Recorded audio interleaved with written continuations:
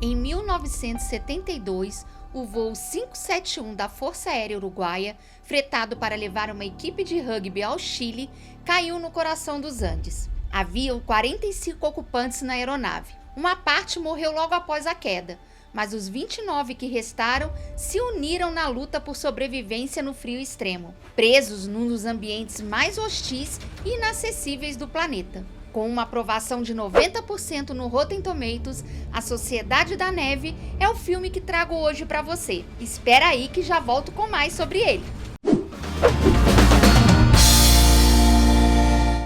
Olá, cinéfilos e série maníacos de plantão. Tudo bem com vocês? Eu sou a Gabi e esse é o Pode Ver Sem Medo. Sociedade na Neve, que está na Netflix, é um filme que traz uma outra visão sobre o terrível acidente de avião que deixou um time uruguaio de rugby preso nos Andes. Juan Antônio Bayona conhece filmes sobre sobrevivência. Em O Impossível, de 2012, ele seguiu uma família unida tentando sobreviver ao tsunami de 2004 no Oceano Índico. A história verídica contada neste filme já foi transformada nos filmes Vivos em 1993, estrelado por Ethan Hawke, e Sobreviventes dos Andes, em 1976, e já foi tema de diversos documentários, incluindo A Sociedade da Neve, de 2007, e I'm Alive, Sobrevivendo à Queda de Avião nos Andes, de 2010. Esta versão tem o benefício de um elenco de língua espanhola e do livro de 2009 do jornalista uruguaio Pablo Vierti, com o mesmo título como fonte, que inclui depoimentos de sobreviventes do acidente na vida real. Imagina só você ter o contato com as pessoas que passaram por isso e viveram para contar a história. Bayona falou sobre isso. I read Society of the Snow, the book from Pablo Vierti, and I realized that the story was bigger than what I thought it was. Maestro. And then I met the survivors, and after hours of interviews, I realized that what hasn't been told is that part of the experience of those who never had the chance to tell the story. Os resultados aqui são grandiosos e íntimos e garantiu a inscrição oficial da Espanha para a categoria Melhor Longa-Metragem Internacional do Oscar de 2024. Gravada parcialmente no majestoso Vale de las Lágrimas, nas Cordilheiras dos Andes e nas montanhas de Sierra Nevada, na Espanha, A Sociedade da Neve é um filme protagonizado por jovens do Uruguai e da Argentina, explicou Bayona em Paris, durante a divulgação do filme. O filme, de 2 horas e 25, demorou 10 anos entre produzir e estrear. E Bayona falou sobre a importância de estarem filmando no local real do acidente, sentindo a atmosfera para entenderem o que se passou. I wanted to move freely all the time. I want to be able to tell the story in a very documentary style. We went 3 times to shoot in the Andes to reproduce the exact geography on the story, but also to explain the atmosphere, the cold, the hunger, the loneliness. We needed to tell the context. You cannot understand this story if you don't tell the context. A história começa com a narração do passageiro Numa, falando sobre o fatídico dia 13 de outubro de 1972, sobre os efeitos que um trauma extremo pode ter nas pessoas. Então, voltamos aos dias antes do acidente. Vemos o time de rugby jogar em Montevidéu, Uruguai. Depois nos encontramos no terceiro ato com os jogadores Roberto e Nando já no vestiário, recolhendo dinheiro e dizendo que precisam encher o avião. A equipe tem planos de uma viagem de campo a Santiago, no Chile, onde os alunos poderão se divertir, sair com garotas, com os amigos, incluindo o estudante de direito Numa, que convencem a ir junto, justificando ser um fim de semana para desabafar antes da formatura e da idade adulta, e que essa pode ser sua última viagem juntos. Durante o voo, a câmera fluida se move pelo corredor, capturando jovens relaxando, jogando cartas e conversando enquanto o documentarista do grupo Tintim tira fotos.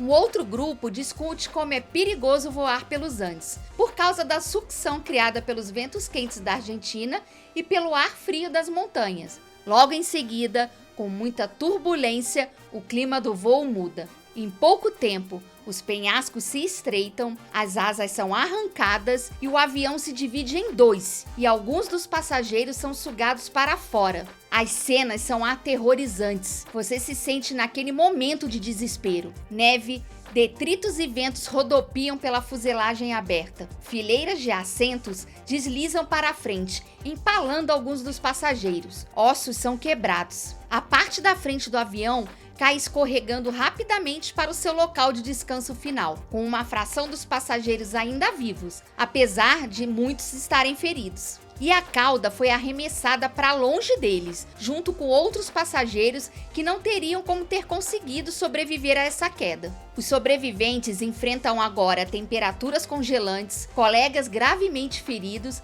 e um escasso suprimento de alimentos. Tudo isso enquanto tentam descobrir como sobreviver tempo suficiente para serem resgatados. Só que depois de 10 dias, eles descobrem que as buscas foram encerradas, pois nada foi encontrado, e só serão retomadas em fevereiro, quando começa o degelo e a visibilidade então melhora. O desespero que toma conta dos sobreviventes enquanto eles ouvem essa notícia, sabendo que para o mundo eles já são considerados mortos, é angustiante demais de acompanhar. Quando você se depara com nada além de frio e morte quase certa, como encontrar vontade de continuar?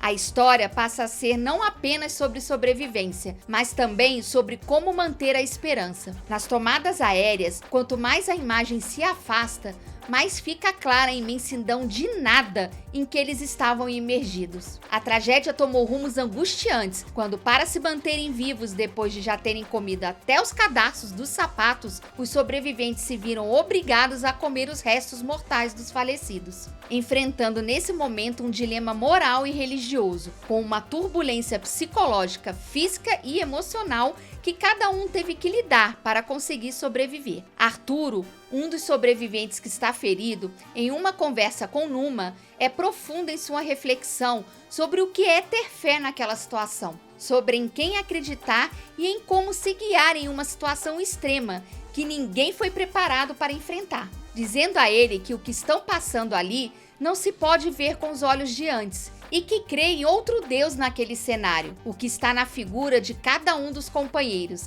e em cada ato que estão executando para cuidar dele e mantê-lo vivo, mostrando de forma humana, profunda e poética que nós, seres humanos, precisamos nos adaptar às necessidades de cada situação.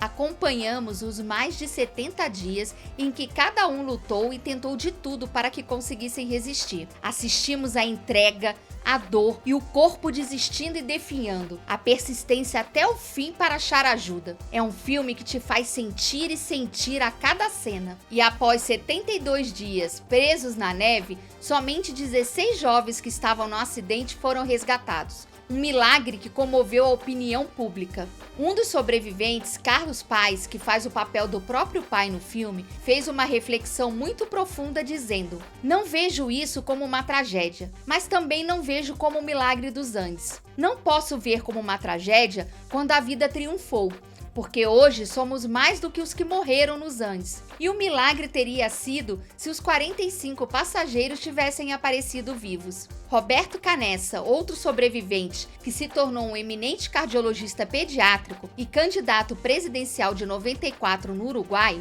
disse à National Geographic que antropofagia é uma palavra melhor para o que aconteceu do que canibalismo, que pode implicar matar pessoas para o consumo. Fato é que conseguiram sobreviver com uma mistura de iniciativa, coragem, resistência, fé e notoriamente da decisão de, num ambiente montanhoso e nevado e sem comida, de comer os mortos. E se você procura um filme que traz uma outra visão sobre uma tragédia conhecida, focando na resiliência humana, então sim, você pode ver sem medo. A produção é de alto nível, utilizando todos os elementos para tornar este filme uma experiência colossal. Desde as locações, incluindo o local real do acidente, até a incrível dedicação dos atores, e alguns deles até participaram de programas de perda de peso, com resultados impressionantes. Sinto falta ainda de que se conte a história após o resgate.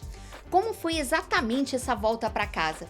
Pois depois de tudo que passaram ali para sobreviver, fiquei pensando na hora do resgate que aquela sensação deve ter batido em muitos, de que estamos salvos, mas como vou ter que lidar com tudo isso que aconteceu aqui?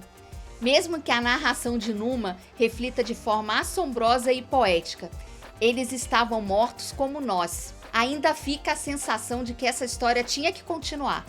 Você terminará de assistir com muitas reflexões na cabeça e com uma pergunta inevitável: o que eu faria no lugar deles?